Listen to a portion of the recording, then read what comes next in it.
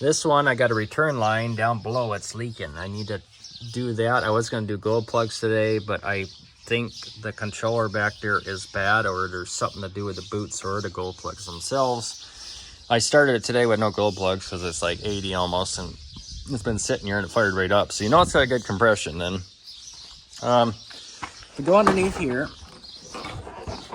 oh, I did a burnt out, which I didn't know I did that either, but let's see if I can turn the light on. Be right back. So you can see it's just soaking wet. The tranning fluid's leaking.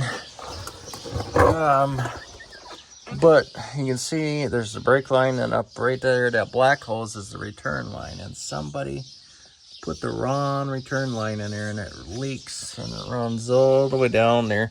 And the way diesel is, I really don't want that to leak on the ground. I was looking underneath here. It needs a lot of work. The hubs are locked. Now watch this. A lot of gears play. I bet that front diff is out of oil, but I'm going to check it. I bet it is. Never checked it. Put the new starter on there a few years ago, and you can look up there. The exhaust gasket, the donut's out, and it's just sort of over that starter solenoid, so that's good.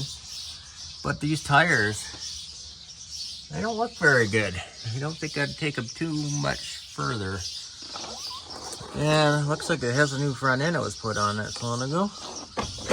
But yeah, we're gonna try to do some repairs to this thing and maintenance while we can here. Other than that, this girl looks pretty darn good underneath here. Some rust starting there from the windshield leaking. But other than that, she's good. I'm gonna check the rear diff too for oil while I'm at it.